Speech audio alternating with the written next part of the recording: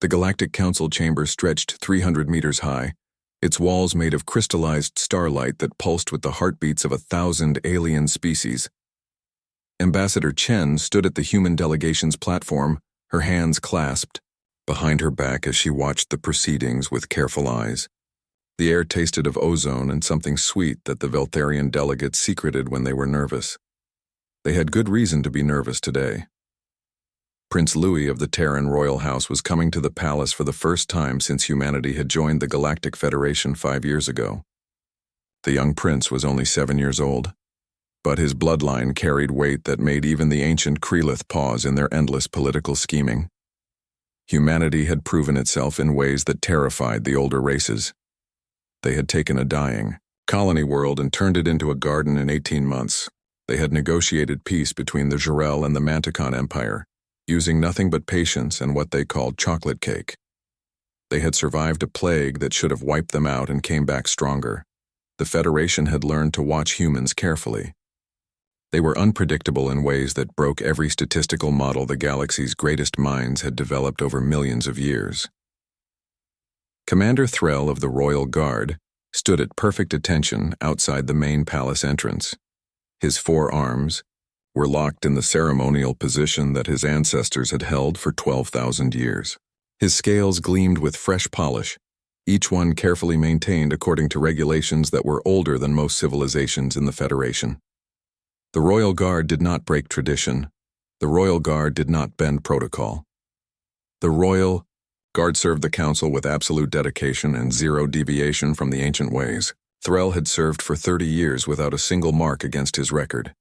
He had stood watch during the Great Betrayal when the Oscan had tried to assassinate the Council Prime. He had maintained his position during the Screaming Plague that had driven lesser beings mad with its psychic assault. He had earned 17 medals of honor and turned down promotion 4 times because he believed his place was at the gate, protecting those who could not protect themselves. Today, his stomach churned with something his species did not usually feel: anxiety. The humans were coming, and with them came uncertainty. The transport ship descended through the palace's atmospheric shield with surprising grace. Most species showed off their technological superiority when visiting the Council homeworld, burning through the sky with impressive but ultimately wasteful displays of power. The human ship simply glided down like a falling leaf, its engines barely whispering against the air. It landed without ceremony in the designated area, and the boarding ramp extended with a soft hydraulic hiss. Ambassador Chen emerged first, her formal robes catching the light of the 3 suns that illuminated the palace grounds. She moved with the careful dignity that humans adopted when they knew they were being watched by 1,000 different species, each one analyzing their every gesture for signs of weakness or threat. Behind her came the royal entourage, 6 guards, in gleaming armor that looked almost primitive compared to the plasma weapons and force shields carried by other species' security forces. The humans still favored kinetic weapons, guns that threw pieces of metal at supersonic speeds. The older races found this amusing until they learned how terrifyingly effective such simple weapons could be in human hands. Prince Louis came last, walking between his parents with the careful steps of a child who had been coached on proper behavior. He wore a simple suit of dark blue, nothing like the elaborate costumes other young royals wore when visiting the council. His blonde hair had been combed neatly, and his green eyes took in everything around him with the intense curiosity that seemed universal among human children. Threll watched the delegation approach the main gate where he stood.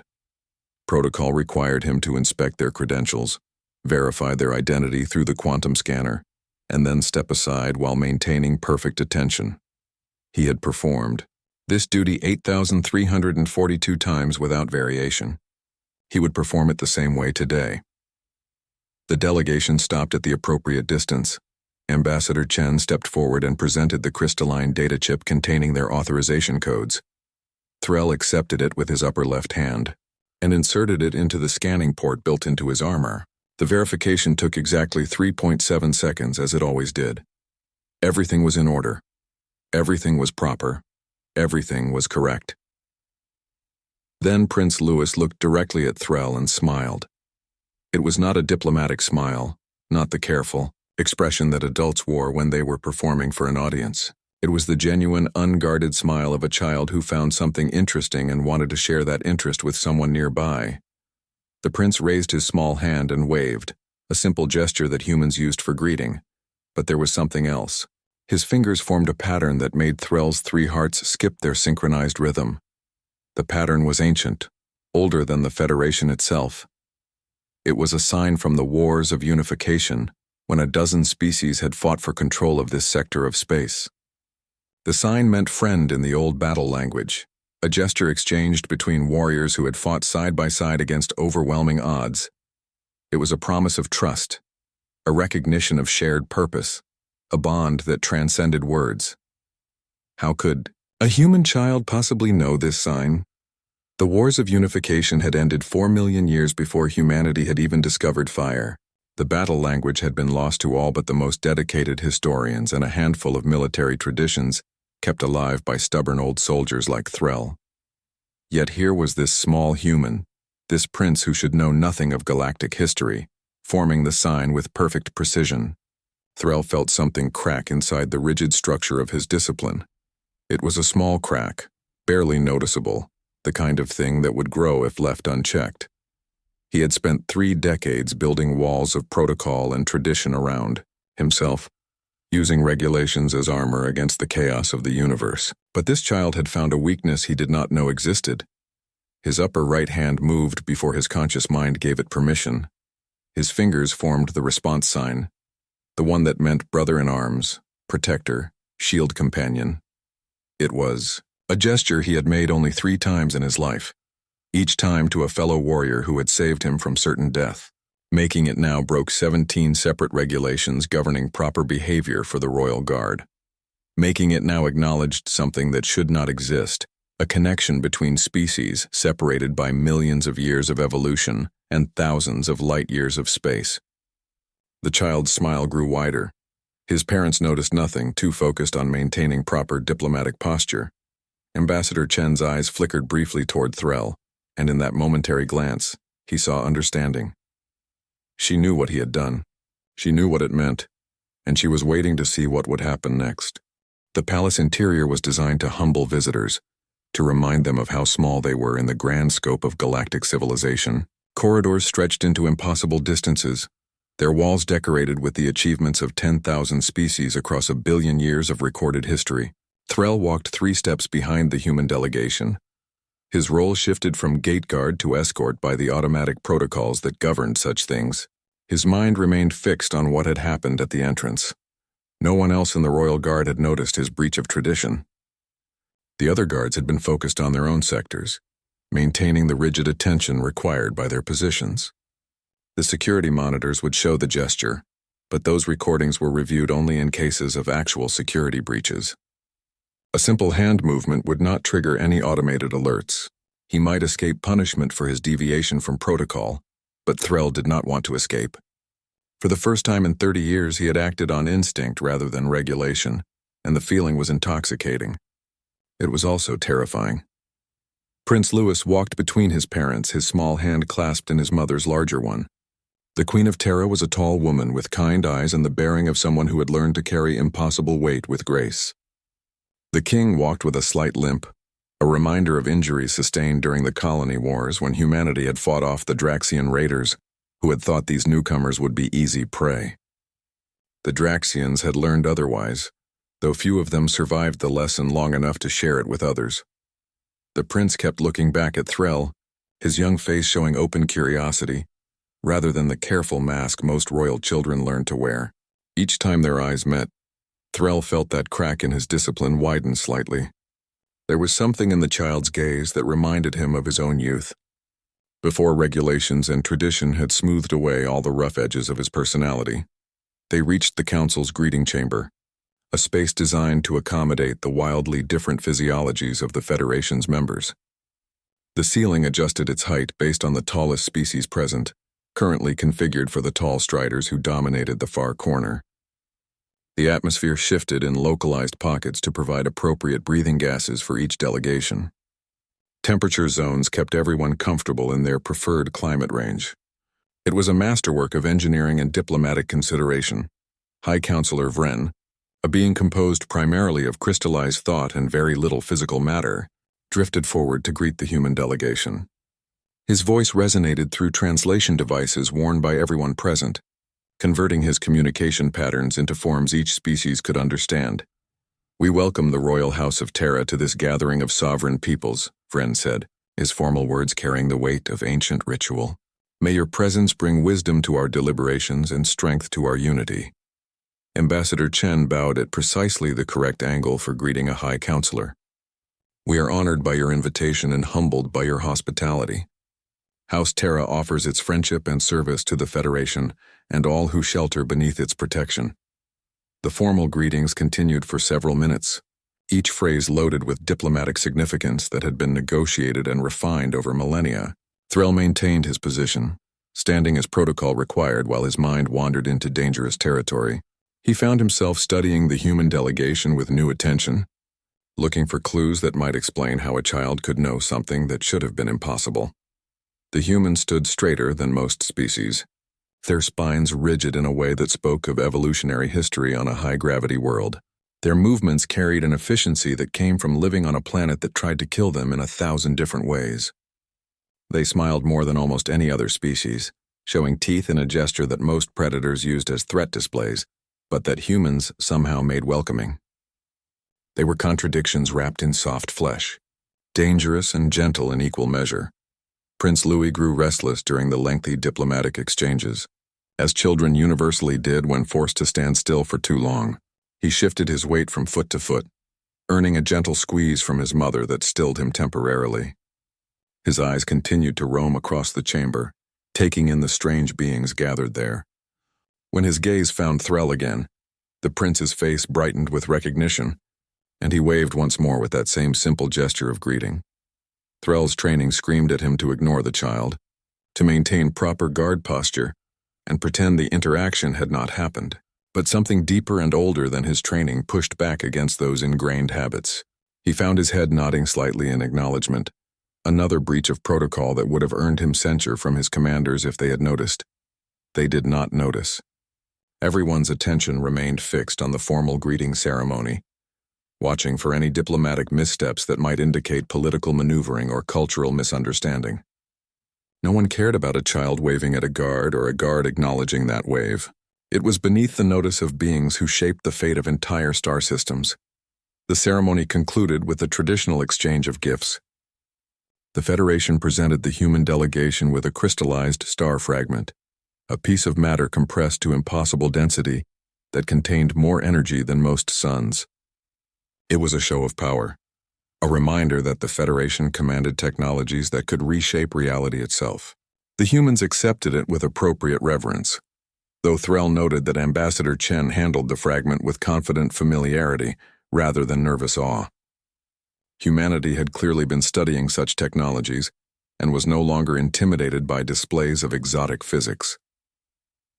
House Terra's gift came next, and Threll felt the attention in the room sharpen with curiosity. The humans had a reputation for unusual presence that carried meanings not immediately apparent. The king stepped forward, carrying a simple wooden box that had been polished until it gleamed. He opened it carefully, revealing contents that made several delegates lean forward for a better view. Seeds. The box contained seeds from Terra, each one nestled in a tiny compartment with care labels written in multiple languages. Not exotic specimens or genetically enhanced supercrops, just ordinary seeds from common earth plants, wheat, corn, tomatoes, sunflowers, oak trees, and dozens of other species that had evolved alongside humanity. "These seeds represent our philosophy of growth and cooperation," the king said, his voice steady despite the confused murmuring from some delegates. "We give you not weapons or technology, but the foundation of life itself. Plant these in your worlds, tend them with care, and they will provide for you as they have provided for us. They ask only for water, soil, and sunlight.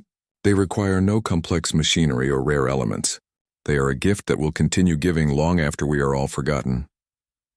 The High Counselor accepted the box with movements that suggested deep thought. Threll understood what some of the other species did not. The humans were making a statement about their values, showing that they measured wealth not in weapons or power, but in their ability to nurture and sustain life. It was a profoundly human gesture, simultaneously humble and confident. Prince Louis tugged on his mother's sleeve, and she bent down to hear his whispered question. The Queen smiled and nodded, then spoke quietly to Ambassador Chen. The ambassador's expression showed brief surprise before settling into careful neutrality. She approached High Counselor Vren and requested permission for the prince to address the assembly. The request itself was unusual. Children were rarely given voice in Federation gatherings. Their opinions considered too unformed to contribute meaningfully to serious deliberations. But the protocols of hospitality required that reasonable requests be honored, and denying a visiting royal could be seen as insult. Vren granted permission with a gesture of his crystalline appendages. Prince Louis stepped forward, suddenly looking very small in the vast chamber surrounded by beings who had walked the stars for longer than his entire species had existed. He cleared his throat and spoke in the clear, earnest voice of childhood, unencumbered by the careful political language that adults learn to hide behind. "I wanted to say thank you to the guard who made me feel welcome," the prince said. His words translated into 1,000 languages simultaneously. "Coming here was scary because everything is so big and strange, and I did not know if anyone would be nice to me. But he was nice, and that made me feel better. So thank you." The chamber fell silent. Delegates exchanged glances, uncertain how to respond to such simple honesty delivered without diplomatic packaging. Threll felt every eye in the room turned toward him, and his scales flushed with the color of embarrassment that his species displayed when caught in unexpected social situations. High Counselor Vren studied Threll with the intense focus that beings of pure thought could bring to any subject. The silence in the chamber stretched beyond comfort into the realm of genuine awkwardness. Threll knew he should say something, acknowledge the prince's words according to some protocol, but his mind had gone blank. 30 years of training had not prepared him for this moment. "Commander Threll," Vren's voice resonated through the translation devices. "It seems you have made an impression upon our young guest. This is worth noting. The Royal Guard has served this council for millennia with dedication, but rarely do we pause to acknowledge the individuals who maintain that service. Perhaps we should remedy this oversight." The statement carried implications that rippled through the gathered delegates. Vren was not simply commenting on a child's gratitude. He was using this moment to make a point about the nature of service and recognition. The High Counselor had not survived 12,000 years of political maneuvering by missing opportunities when they presented themselves. Threll's immediate superior, Captain Jen, stepped forward from his position near the chamber's eastern pillar. The captain was a veteran of 40 years, his scales marked with the scars of a dozen conflicts and his eyes sharp with intelligence that came from surviving when others had not. He approached Threll with movements that carried both authority and something else that looked almost like approval. "Commander Threll," Captain Jen said, his voice carrying to every corner of the chamber through the acoustic engineering that made such spaces perfect for proclamations. "You have served the Royal Guard with distinction and honor.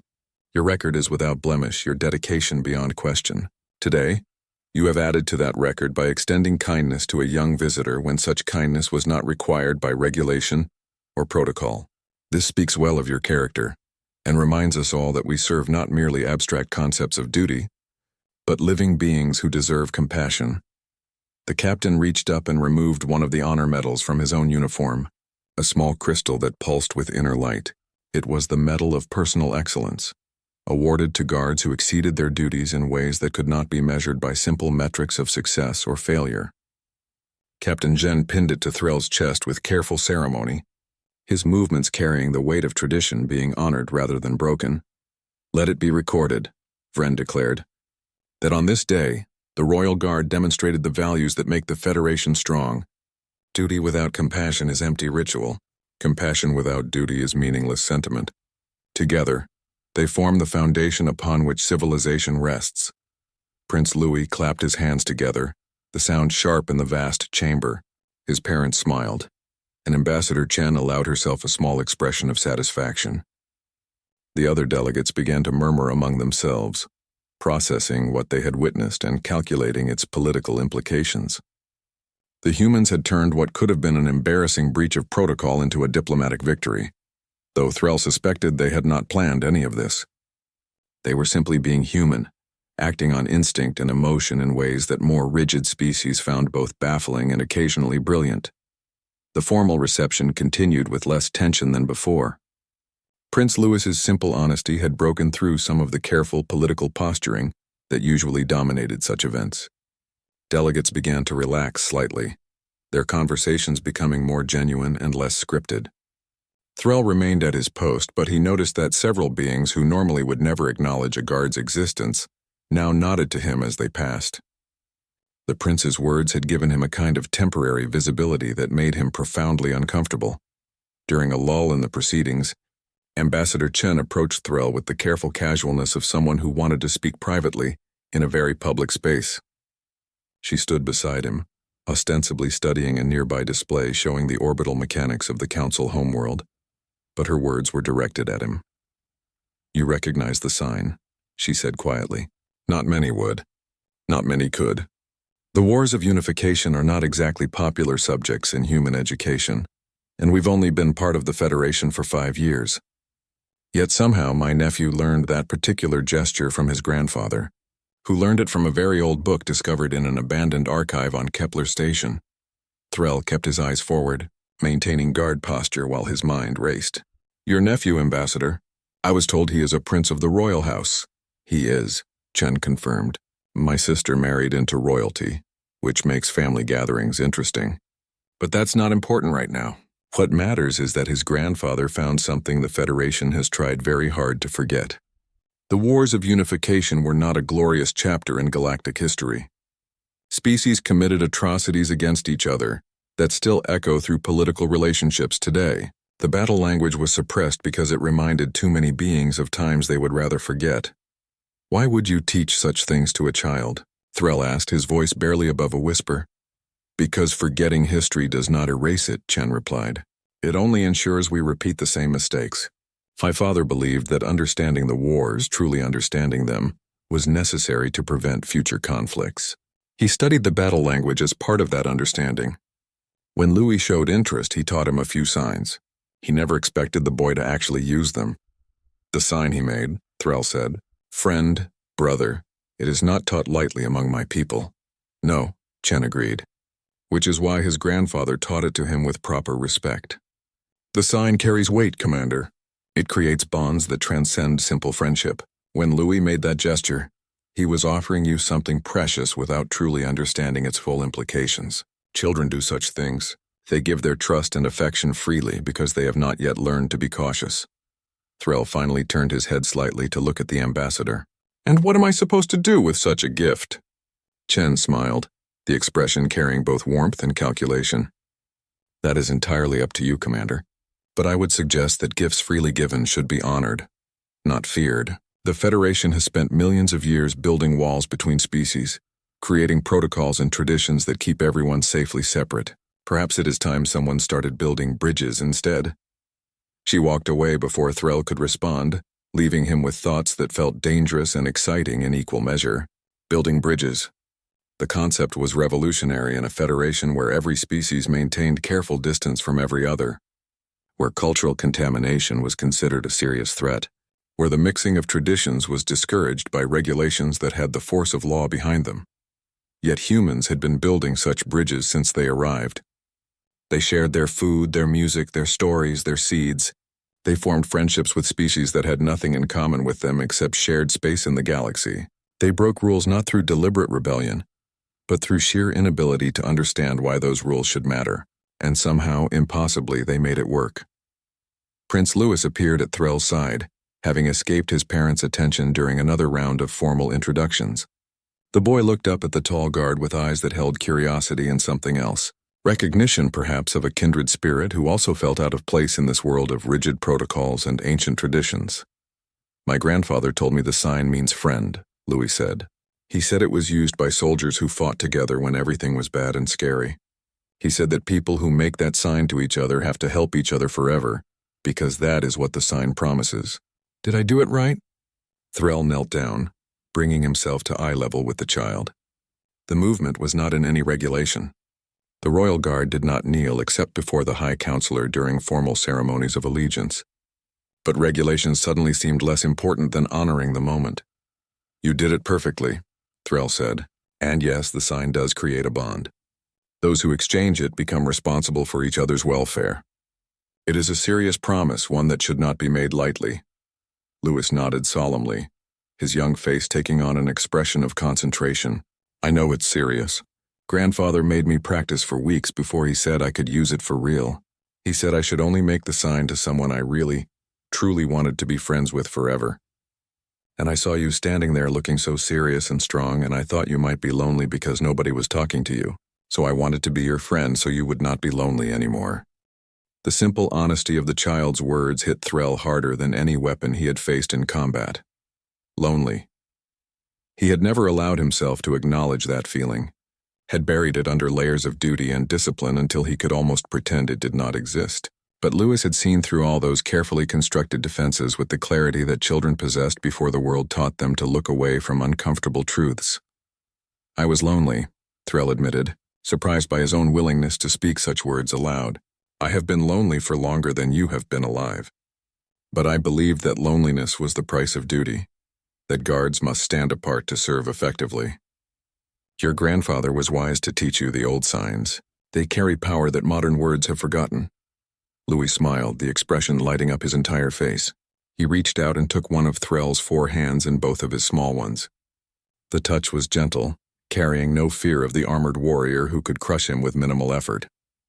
Trust radiated from the child, absolute and unquestioning in the way that only the very young could manage. Then we are friends now, Louis declared with the certainty of someone for whom declarations became reality, through sheer force of belief. Friends help each other. Grandfather says that is what makes humans strong. We are not the biggest or the smartest or the oldest, but we are really good at making friends who help us and who we help back. He says that is why we will do okay in the galaxy even though everyone else has been here longer. The Queen appeared, moving with the quiet grace that Threll had noticed earlier. She placed a hand on her son's shoulder, and he looked up at her with the instant awareness that children developed when they knew they were about to be redirected away from something interesting. Louis, you should not bother the commander while he is on duty, she said gently, though her eyes when they met Threll's held understanding rather than disapproval. He is not bothering me. Your Majesty, Threll said, rising to his full height. Your son has honored me with a gift I did not know I needed. I will treasure it according to the old ways. The Queen studied him for a moment, her gaze sharp despite her gentle demeanor. My father spoke of the battle language and its significance. He believed the Federation made a mistake in trying to erase such history. I trust you understand the weight of what my son has offered you. I do, Threll confirmed, and I accept that weight willingly. The sign creates obligation in both directions. I am now bound by ancient tradition to watch over him, as I would watch over my own clutchkin. This is not a burden but a privilege. Then I am glad he chose well, the Queen said. My son has good instincts about people, though they sometimes lead him into situations his parents find alarming. I suspect this will be one of those situations, but I also suspect it will turn out better than my worried mind fears. She guided Louis back toward the main gathering, but the boy looked back over his shoulder and waved again, the gesture simple and joyful and utterly without the political calculation that surrounded everything else in this place. Threll found himself waving back, another breach of protocol that no longer seemed to matter compared to the connection that had formed. The reception continued for another hour, filled with speeches and presentations that followed ancient formulas designed to prevent conflict through rigid structure. Threll performed his duties automatically, his body maintaining perfect guard posture while his mind explored new territories of thought. He had spent 30 years following regulations without question, believing that duty required the suppression of personal feelings and individual connections. One human child had demonstrated the falseness of that belief in less than an hour. When the reception finally concluded, the delegates began to disperse to their assigned quarters within the palace complex.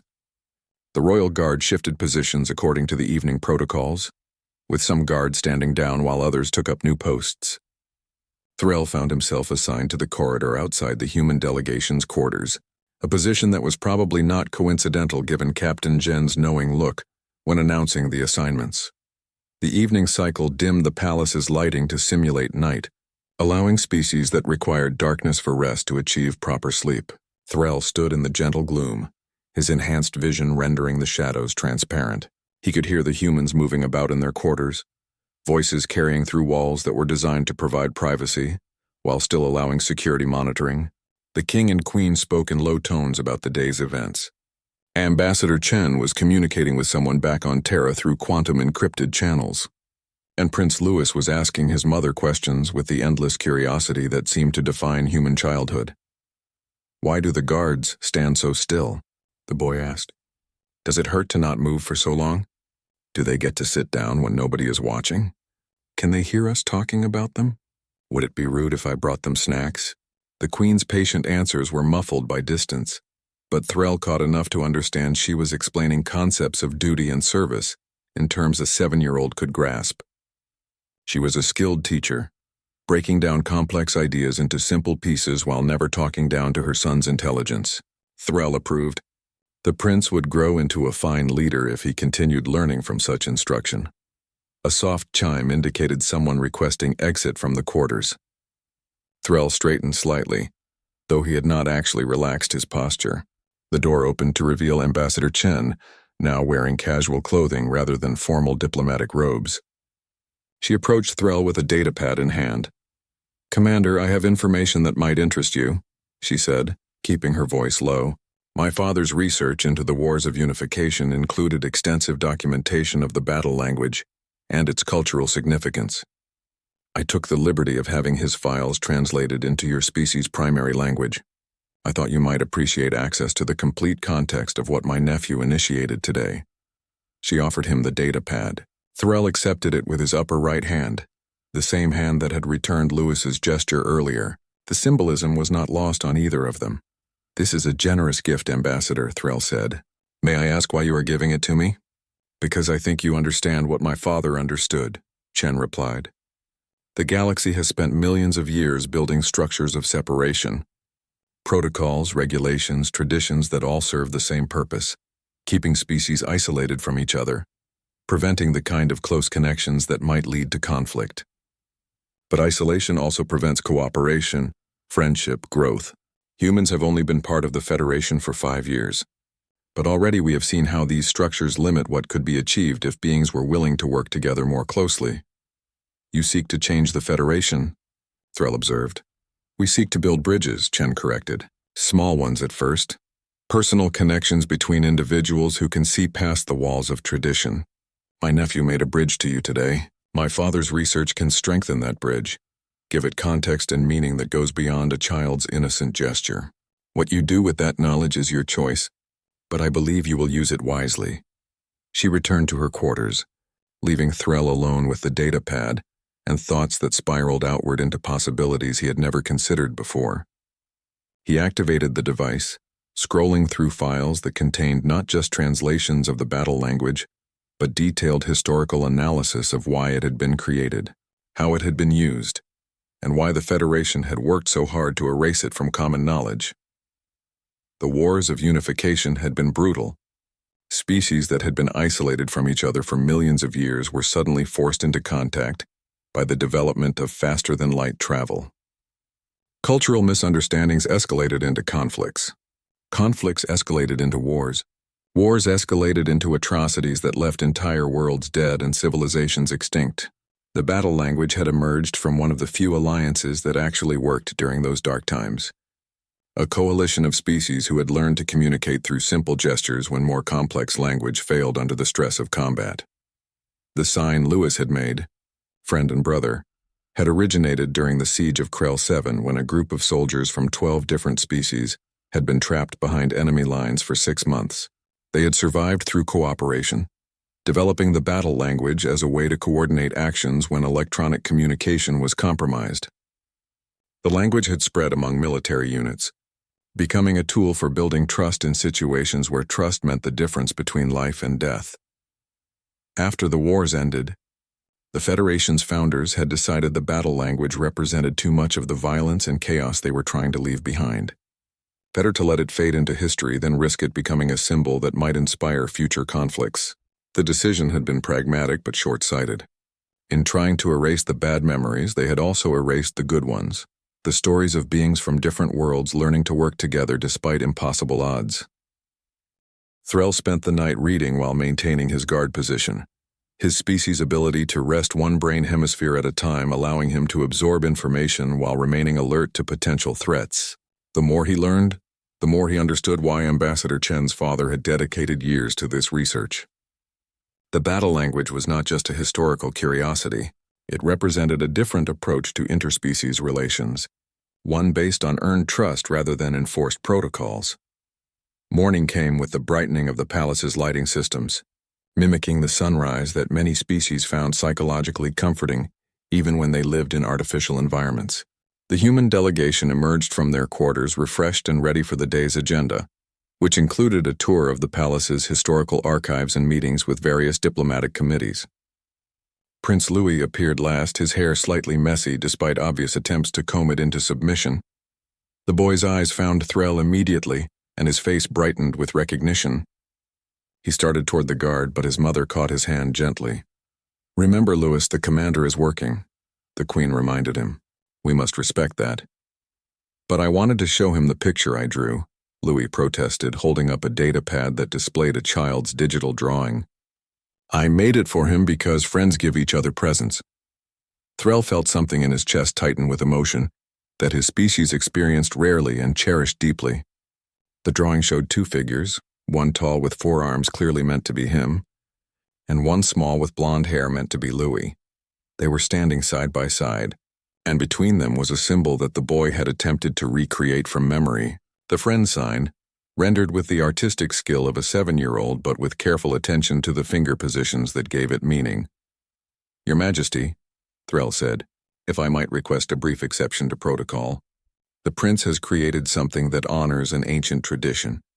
Refusing to acknowledge such a gift would be deeply disrespectful, according to the very customs he is learning to honor." The Queen considered this for a moment, then nodded and released Louis's hand. The boy rushed forward and held up the datapad with both hands, offering it like a treasure of immense value. Which, in its own way, it was. "I wanted you to have this so you remember we are friends," Louis said earnestly.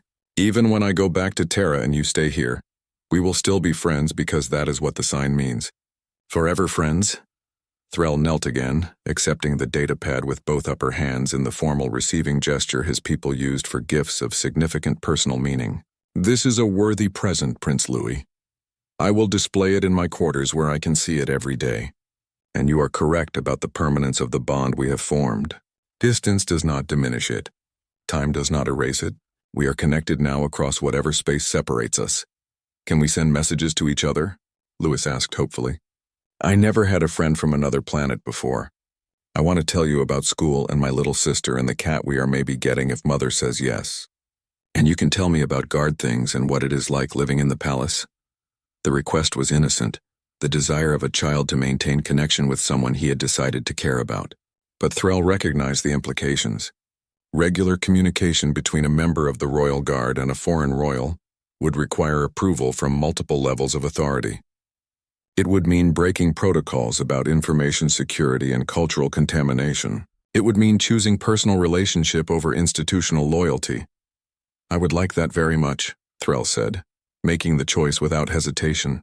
"I will request permission through proper channels, and I believe that permission will be granted. The Federation is learning slowly that some protocols exist to prevent problems that no longer threaten us. Personal friendship between species is one of those things that was once forbidden, but perhaps should be encouraged." Ambassador Chen approached, her diplomatic instincts recognizing an opportunity when she saw one. "Commander Threll, if I might make a suggestion, the human delegation could formally request an exchange program between our royal guard and yours. Nothing extensive at first, perhaps just regular communication and occasional visits. It would serve as cultural education for both sides and strengthen the bonds between Terra and the Federation. Such a program would provide official structure for the personal connection you and my nephew have formed."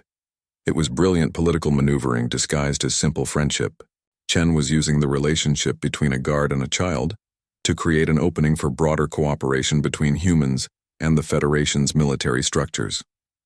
If the exchange program succeeded, it could lead to deeper integration of human forces with Federation defense, which would give humanity more influence in galactic security matters.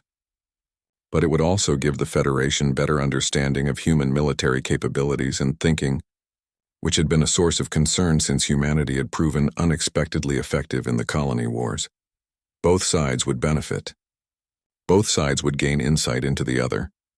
And at the center of it all would be a genuine friendship between a warrior who had served tradition for 30 years and a child who did not yet understand how to hide his feelings behind diplomatic masks. I will present this proposal to Captain Jen and request that he forward it to the appropriate authorities, Threll said.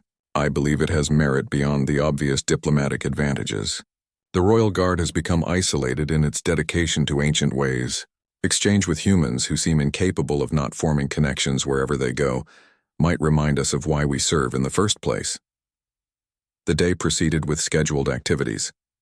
Threll accompanied the human delegation through the palace archives, where Prince Louis showed surprising interest in old battle armor and weapons from various eras.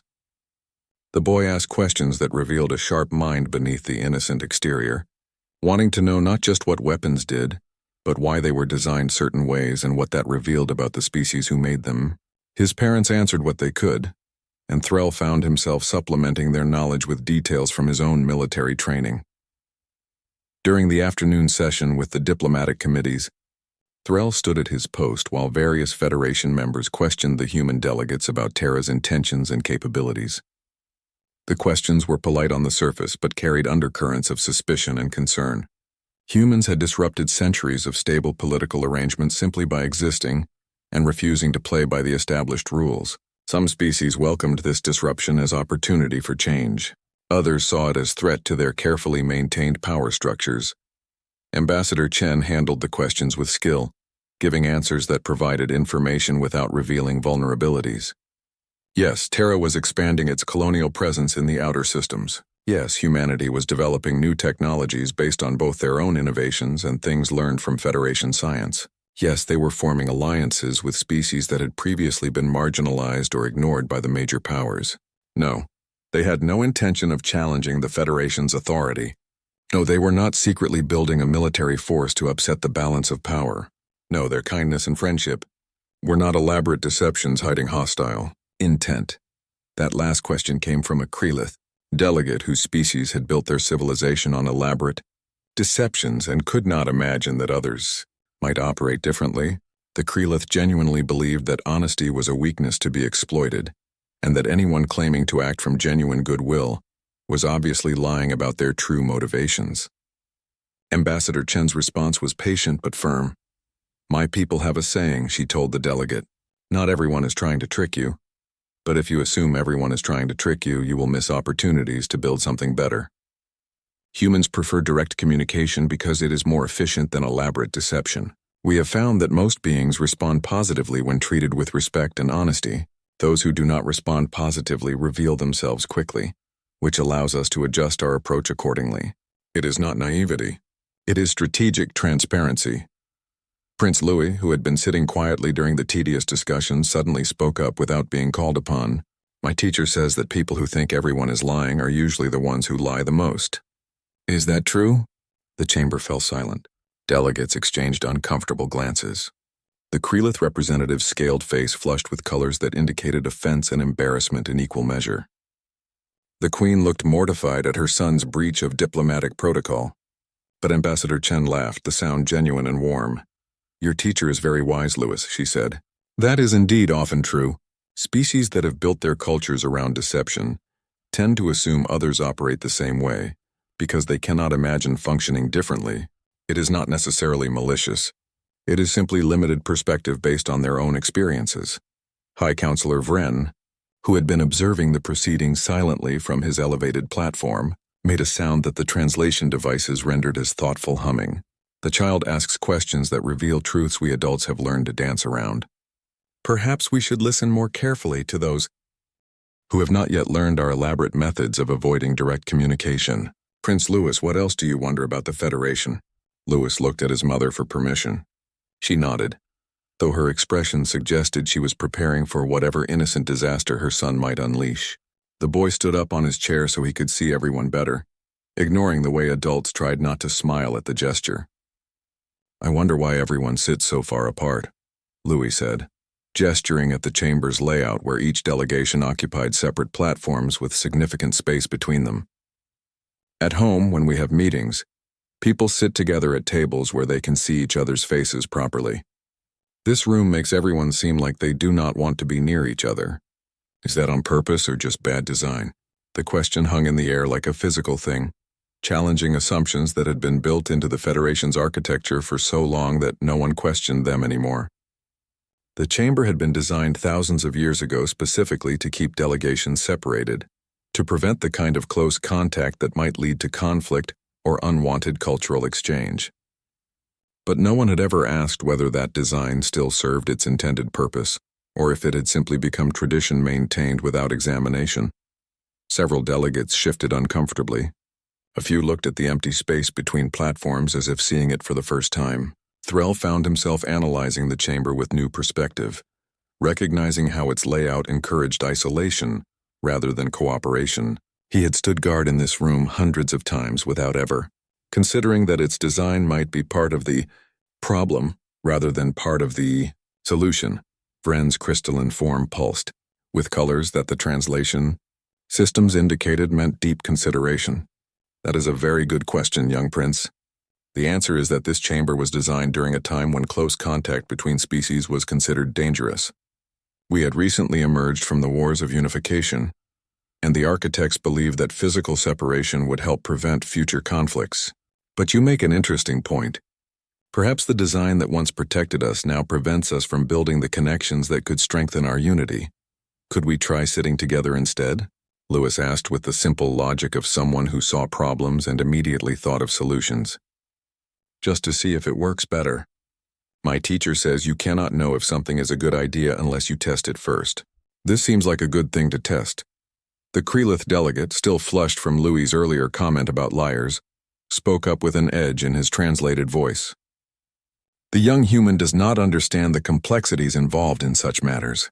Centuries of careful protocol cannot be discarded on the whim of a child who has been part of the Federation for mere hours. And yet, Ambassador Chen said mildly, my son raises a valid point that none of us adults thought to question. Sometimes fresh perspective is more valuable than extensive experience, particularly when that experience has calcified into assumption. I would be interested in High Counselor Vren's thoughts on whether such an experiment might be conducted, even on a small scale and temporary basis. Vren considered this for a long moment. The entire chamber waited for his response, recognizing that whatever he said next would carry significant weight. The High Counselor had the authority to modify protocol within certain boundaries, and his decisions often set precedents that influenced Federation policy for generations. We will conduct an experiment, Vren finally declared. Tomorrow, this chamber will be reconfigured to place all delegations at a single circular table where participants can see each other without barriers. We will hold our scheduled discussions in that format and observe the results. If the experiment proves disastrous, we can return to traditional arrangements. If it proves beneficial, we will consider more permanent changes. Prince Louis, you have challenged us to examine our assumptions, which is perhaps the most valuable gift any visitor can offer. The session concluded shortly after, with delegates dispersing to their quarters to process what had happened. Threll noted that many of them were already discussing the proposed experiment with their advisors, some with excitement and others with trepidation. Change was always uncomfortable for species that measured their histories in millions of years rather than thousands. As the human delegation prepared to leave the chamber, Louis approached Threll one more time. The boy reached up and Threll lowered himself to one knee so they could be at eye level. Louis formed the friend sign carefully, his small fingers creating the pattern with the precision that came from dedicated practice. Threll returned the sign, and for a moment they simply held the gesture, two beings from completely different worlds connected by ancient tradition and innocent friendship. Thank you for being my friend, Louis said quietly. I know I am just a kid and you are an important guard, and maybe you think I am silly for asking questions and drawing pictures, but I think you are lonely like you said. And I think maybe the whole Federation is lonely because everyone stays far apart from everyone else. So maybe if we are friends, really truly friends, other people will see that it works and they will try being friends too. That would be nice. The simple wisdom of the statement left Threll momentarily speechless. This child had identified the core problem at the heart of the Federation's structure and proposed a solution so obvious that billions of highly intelligent beings had overlooked it for millions of years. The Federation was lonely. Its member species were isolated from each other by protocols designed to prevent conflict, but which also prevented genuine connection. "You are not silly," Prince Louis, Threll said, his voice rough with emotion his species rarely expressed. "You are wise in ways that those of us who have lived longer have forgotten. Yes, I believe our friendship can serve as an example, and I promise that I will honor the bond we have formed for as long as I draw breath." Louis hugged him. It was a completely spontaneous gesture, the kind of physical affection that humans expressed freely, but that most other species found uncomfortable or strange. Threll froze for a moment, unsure how to respond, before carefully wrapping one arm around the small human child. The boy's warmth seeped through his armor, and he understood suddenly why humans valued such contact. It was communication beyond words, a physical manifestation of care and connection. The Queen watched with understanding in her eyes. The King nodded approval. Ambassador Chen smiled that diplomatic smile that meant she had just witnessed something politically significant, disguised as personal moment. They all understood that something had shifted today, something that could not be easily reversed. The following day, workers transformed the council chamber according to Vren's instructions. Instead of separate platforms, a massive circular table was installed, its surface made from polished stone that could adjust temperature to suit the preferences of whoever sat nearest. Chairs, perches, suspension fields, and other species-appropriate seating arrangements were placed around the table, without gaps or barriers. Delegates would be forced to sit within arm's reach of beings they normally observed from comfortable distance. Threll took up a new position at the chamber's entrance, watching as delegates filed in with expressions ranging from curiosity to outright suspicion. Many of them hesitated before taking their assigned seats, clearly uncomfortable with the proximity to other species.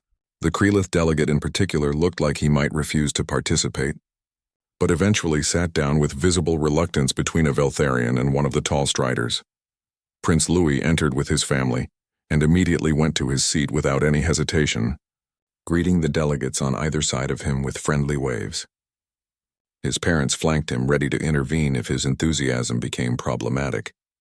Ambassador Chen sat across the table where she could see most of the other delegates, her eyes already cataloging reactions and body language. High Counselor Vren floated to a position above the table's center, visible to everyone without favoring any particular delegation. "We are gathered today to conduct an experiment in communication and cooperation. The traditional layout of this chamber has served us well for many centuries, but Prince Louis of Terra has challenged us to consider whether it still serves our best interests. For today's session, we will discuss matters of mutual concern while seated as we would at a family meal, close enough to see each other's faces and read subtle expressions that are lost across distance. Let us begin." The first topic was water rights in a disputed system that three species all claimed based on different interpretations of ancient treaties. Normally, such discussions happened across vast space, with each delegation presenting formal arguments from their isolated platforms. Today, the representatives found themselves looking directly at each other, unable to hide behind distance or formality. The Veltharian delegate, a being covered in soft fur that rippled with emotional states, started to present his species' claim with the usual rigid language of diplomatic grievance. But halfway through his statement, he paused and looked at the Manticon representative sitting 3 seats away. Their species had been enemies during the Wars of Unification and maintained careful distance from each other ever since. "I realize," the Veltharian said slowly, "that I have been speaking as if you are my enemy rather than my colleague. We have both served on this council for 12 years, and yet I know nothing about you except your official positions on various matters. That seems wasteful. Before we argue about water rights, would you be willing to tell me what your homeworld is like? I have never visited Manticon space, and I suddenly realize that I cannot fairly judge your species' claim without understanding why water matters so deeply to your people." The Manticon representative's compound eyes reflected light in patterns that suggested surprise. Her translator took a moment to process her response, as if the device was unfamiliar with the emotional content of her words. "Our homeworld is mostly desert," she said. "Water is sacred to us, Not because we need more than other species, but because its presence shaped every aspect of our evolution and culture. We celebrate water in our art, our music, our philosophy. To us, claiming water rights is not about resource control, but about honoring something essential to our identity. I did not know that Veltharians come from a water-rich world where such things are taken for granted. Perhaps that is why we have struggled to communicate effectively about this issue. The conversation that followed was unlike any Threll had witnessed in his decades of service.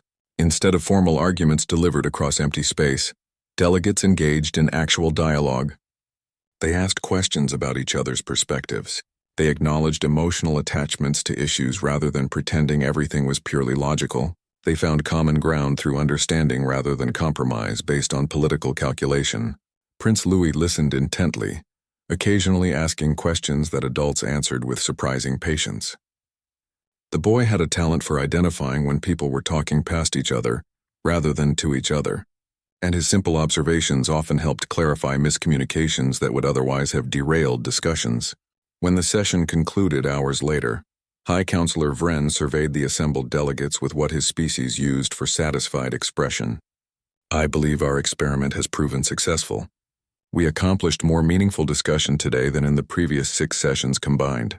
The water rights dispute that has lingered for 3 years has been resolved through mutual understanding, rather than legal maneuvering. This suggests that Prince Louis was correct. Our traditional chamber design was preventing rather than facilitating productive dialogue. The Krelith delegate, who had spent the entire session looking uncomfortable, finally spoke. His colors still showed discomfort, but also something else. Thoughtfulness, perhaps. I must acknowledge that the young human was correct and I was wrong. Sitting in close proximity to other species did not result in conflict as I feared. Instead, it forced me to recognize them as individuals rather than abstract representatives of foreign powers. This is deeply unsettling to me, but I cannot deny the value of what we accomplished today. Ambassador Chen stood, drawing attention to herself with practiced grace. High Counselor, if I might make a proposal. The exchange program I suggested yesterday between our royal guards could be expanded into something broader. What if we established formal friendship initiatives between Federation species? Structured programs that encouraged personal connections across cultural boundaries. My people have found that prejudice and fear diminish rapidly when beings get to know each other as individuals rather than stereotypes. You propose institutionalizing friendship, Vren observed. That is a very human concept. Most species believe friendship must develop organically and cannot be engineered through policy. Yet we engineer isolation through policy, Chen countered. Our protocols and traditions are designed specifically to keep species separate. If we can engineer isolation, why not engineer its opposite?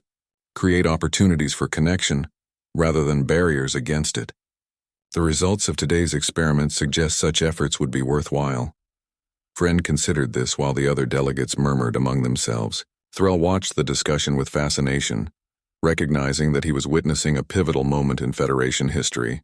If Vren endorsed Chen's proposal, it would legitimize the kind of personal connection he had formed with Prince Louis and open doors for similar relationships across the galaxy. If Vren rejected it, the old patterns of isolation would reassert themselves and the opportunity would be lost. We will establish a pilot program, Vren finally announced. Small-scale initially, with careful monitoring to ensure we do not cause unintended harm through excessive cultural mixing. But the principle is sound. The Federation was built on the belief that separation prevents conflict. Perhaps it is time to test whether connection could prevent conflict more effectively. Ambassador Chen, you will coordinate with my office to develop the specifics of these friendship initiatives. The session ended with an unusual atmosphere of optimism. Delegates who normally left immediately after formal business lingered to continue conversations they had started around the circular table. Species that had been cordial but distant for centuries discovered shared interests and compatible personalities. The Veltharian and Manticon representatives exchanged contact information so they could continue discussing water philosophy through personal channels rather than official diplomatic correspondence. Prince Louis, satisfied that his suggestion had led to positive change, found Threll again before departing. The guard knelt automatically now, the gesture feeling natural rather than forced. I am glad they listened, Louis said. Sometimes grown-ups get stuck in old ways of doing things and forget to ask if those ways still make sense. My grandfather says that is the danger of tradition. It can be good for keeping important things safe, but it can also keep bad things around just because nobody thinks to question them. Your grandfather is wise, Threll agreed, as are you. Today you change the Federation more than most beings accomplish in entire lifetimes. The council chamber will remain in this new configuration, and the friendship initiatives will reshape how species interact with each other, all because you asked simple questions and offered simple friendship. I did not do it alone, Lewis said seriously. You helped by being willing to be my friend even though it broke rules. And Ambassador Chen helped by knowing how to turn our friendship into something bigger. And High Counselor Vren helped by being brave enough to try something new. It takes lots of people working together to change things. That is another thing grandfather teaches me. The human delegation departed the following morning. Their visit concluded according to schedule, but the impact of those few days would ripple outward for generations. The circular table remained in the council chamber, forcing delegates to see each other as individuals. The friendship initiatives developed into comprehensive programs that sent representatives from different species to live with each other, learning customs and building relationships that transcended political considerations.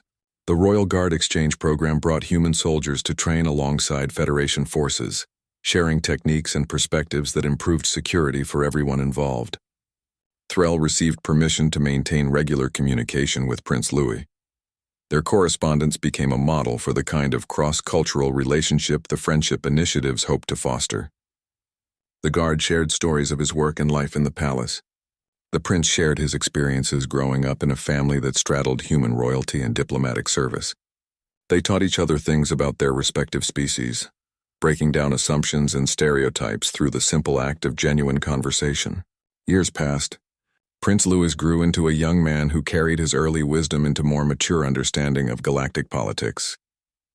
He became an ambassador like his aunt, specializing in bridging divides between species that had struggled to communicate. His reputation for asking uncomfortable but necessary questions made him valuable in negotiations where others had failed. And always he maintained the friendship with Threll that had started everything. Threll eventually accepted a promotion to captain of the Royal Guard, though he did so reluctantly, and only after ensuring that his new duties would not prevent him from honoring his obligations to Louis. He implemented changes in how guards were trained, incorporating human concepts of flexible thinking alongside traditional discipline. The Royal Guard became less rigid and more effective, better able to handle the unexpected situations that arose as the Federation opened itself to closer cooperation between species. The Krelith delegate, whose discomfort with the circular table had been so visible, eventually became one of the Friendship Initiative's strongest advocates. He wrote extensively about how proximity had forced him to confront biases he had not known he carried, and his writings influenced an entire generation of Krelith to reconsider their cultural assumptions about deception and trust. Not all of them listened, but enough did to shift the trajectory of their civilization toward more honest communication. High Counselor Vren, who had taken a risk by endorsing Lewis's suggestions, found his position strengthened rather than weakened by the changes. Other species recognized that the Federation under his leadership was adapting to new realities rather than clinging to old patterns that no longer served their purpose. When he eventually transitioned to the next phase of his species' life cycle, the ceremonies honoring his service specifically mentioned his willingness to learn from a human child. Ambassador Chen retired after 20 years of diplomatic service, having achieved far more than she had initially hoped. The friendship initiatives had become permanent features of Federation policy, with hundreds of thousands of individuals participating in exchange programs every year. Cultural isolation was no longer the default state of galactic civilization. Species still maintained their unique identities and traditions, but they did so while actively engaging with others rather than hiding behind walls of protocol. And it had all started because a 7-year-old boy had made a simple gesture of friendship to a guard who was brave enough to respond with equal honesty. The battle language of the Wars of Unification, which the Federation had tried to erase from history, had become a symbol of the new approach to interspecies relations. Schools taught it alongside modern diplomacy, not as a military tool but as a reminder that connection forged in difficult circumstances could transcend any barrier. Threll kept the drawing Louis had made, the childish depiction of guard and prince standing side by side. He displayed it in his quarters as promised, and over the years many beings asked him about it. He always told them the full story, explaining how that simple picture represented the moment when he had chosen personal connection over institutional isolation, and how that choice had changed not just his life but the entire structure of galactic civilization. The Federation learned, slowly and sometimes painfully, that humanity's greatest contribution to the galaxy was not their technology or their military prowess or their diplomatic skill. It was their stubborn insistence on forming connections with anyone who would accept such connection. They built bridges not because policy required it, but because isolation felt unnatural to them. They offered friendship not as political strategy, but as fundamental expression of their nature. And sometimes when Threll stood watch in the transformed council chamber, where delegates now sat close enough to see each other's faces, he thought about the young prince who had seen a lonely guard and decided that loneliness was a problem worth solving. Louis had not asked permission. He had not waited for official programs or policy changes. He had simply extended his hand in friendship and trusted that the gesture would be accepted. That trust had been rewarded. The galaxy was better for it, and Threll, who had spent 30 years following regulations without question, had learned that the most important duty was not to tradition or protocol, but to the connections that made life worth living. The battle sign for friend carried obligations that lasted forever, and he was grateful every day that a 7-year-old human had considered him worthy of that eternal bond.